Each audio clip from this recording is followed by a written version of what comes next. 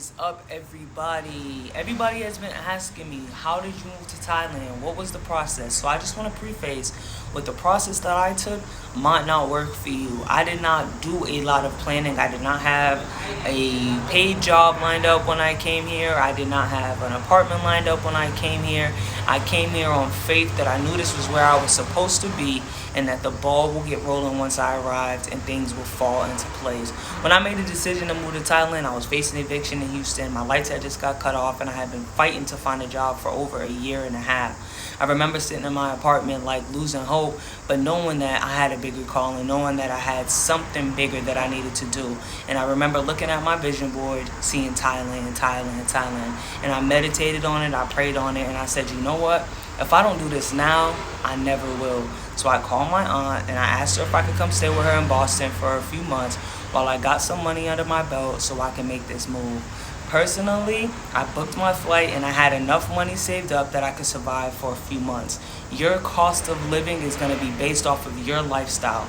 I know people who make it work with $500 a month here. I know people who make it work with $1,500 a month here. Again, it's based off of your particular lifestyle. And the visa process is going to be different based off of your citizenship as well as how long you plan on being in the country. So I booked my flight after working at Dunkin' Donuts for 3 months, and I came here through Workaway app. So when I first arrived here, I had the intention to volunteer teaching English or volunteer in an orphanage in exchange for accommodations. But when I arrived, that completely fell through. So for me, you got to be able to be comfortable in the chaos and adapt if you don't come with a set plan. I came here knowing that I was just going to go with the flow and that the universe was going to unlock doors as I came. I ended up being able to get an English speaking opportunity job, which I start on Monday, through somebody I met through TikTok who has become one of my good friends, and I'm so excited to continue to collaborate and build a relationship with her. But because I put myself out there on this app, I met people who have aligned me with opportunities, whether it be apartments, jobs, etc. She knew somebody who was teaching at a particular school who no longer was going to be working there in some time and aligned me with that opportunity. So I didn't have a set opportunity when I arrived, or the opportunity that I did have fell through. So it's going to be, like I said, different for you. If you can't operate from just adapting and going with the flow, you might want to have a job or opportunity set up. But be mindful that unless you have a work visa as an American, you cannot work in this country. So you have to be mindful of that. If you're doing it through a volunteer program, yeah, you'll be able to work. But as an American, by law, you cannot work here without a work visa and make income. That's just what it is. So it's important that you go on the Thai embassy website and look at the laws and the different type of visas based off of how long you want to be here and your particular citizenship. I personally have decided to do the Muay Thai visa, which can be 6 months to 1 year, and the pay depends on what school you go to, anywhere from $950 to $1,500 based on the length of the visa and the particular school you go through. It's considered an ED or an education visa, and I will know more details once I start the process. I'm waiting till I have a little bit more money under my belt in order to fully pour into that, because it's a nice chunk of money to give up if you don't have a set income flowing in. You understand what I'm saying? So your visa is going to be based off of your needs. You might not want to do something so physical like a Muay Thai visa. They offer education visa to learn Thai as well. You can get a tourist visa, a retirement visa. It's based off of your particular needs and what you want. As far as apartments go, right now I've been Airbnb hopping until I find something that feels like home, something that I love.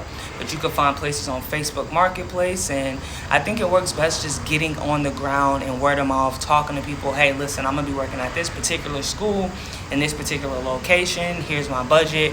If you know anything, let me know. I find that's what's worked for me, and just building connections here on the ground. My process is different, right? I jumped out on faith. I knew that I was supposed to be here for something that was bigger than myself, and I trusted that it was going to work out in time. I don't know what tomorrow brings. I don't know what next week brings, but I know that this is where I'm supposed to be. And if you're somebody who needs to plan, then plan. Figure out what you're going to do for your visa before you come. Figure out what you're going to do for work. Figure out your place, because that's possible too.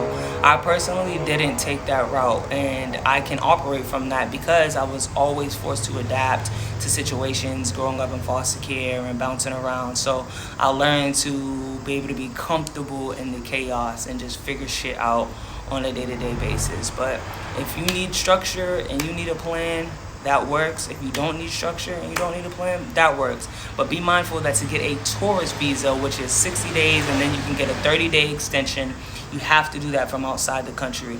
I was unaware of that. I was like, oh, I'll just get my tourist visa when I arrive. But it doesn't work like that. You cannot be in the country and get your tourist visa. There's an application that you have to fill online, and it takes up to 3 weeks. So make sure you get on that before you come. I'm here on a passport. Next week I'll have to do a passport extension, and then I will apply for my ED visa. But if you want to get a tourist visa, you have to do it before you arrive. Most visas are cheaper to do from outside the country. So when I do apply for my ED visa, I'm going to do it from outside and hop back in. But like I said, everybody's process is different. The amount of money you're going to need is different based off your cost of living. I don't need too much. I just need to be able to walk to get some food. I prefer a stove. I'm not really materialistic. I don't need a pool. I don't need nothing fancy. I just need something where I could cook myself a meal. A washer is a plus, and in a safe area. But your needs might be different. You might be bourgeois to me. You might be able to operate off less than me. Everybody's journey is different. If you guys have any more questions, ask me. I'm still going with the flow. I'm still figuring out things by the day. But I didn't have a set plan, or I don't have a how to. All I can tell you is what I've done and what has worked for me. And my biggest luxury has been the connections that I have been able to make, the friends that I have been able to make through some Facebook groups, other travelers, other expats, just helping guide me, and the support I have gotten from my TikTok followers, my YouTube subscribers, and the people who follow me on my other social media. So yeah, I hope this helped. I hope this answers some of you guys' questions. And remember to do your research. The country that is right for me might not be the country that's right for you. Thailand is hot. It rains 6 months of the year. It's buggy. There's stray dogs all over the place, stray cats and animals. And if that's something that you don't like, it might not be for you. So do your research, because what is home for me might not feel like home for you. As soon as I touched down here, I knew this was where I was supposed to be. So figure out what country is calling to you, what country is appealing to you, that checks all of your boxes. For me, it was important to go somewhere that was black friendly, somewhere that was LGBTQ friendly, somewhere that I could get my grub on, and somewhere that Mary J was legal and I didn't have to worry about it. Not that I'm an avid smoker, but it was important to me to be able to access it for the times that I wanted to and not have to worry and look over my shoulder. So do your research. Hit me up if you have any more questions. I love y'all, and I hope this helps.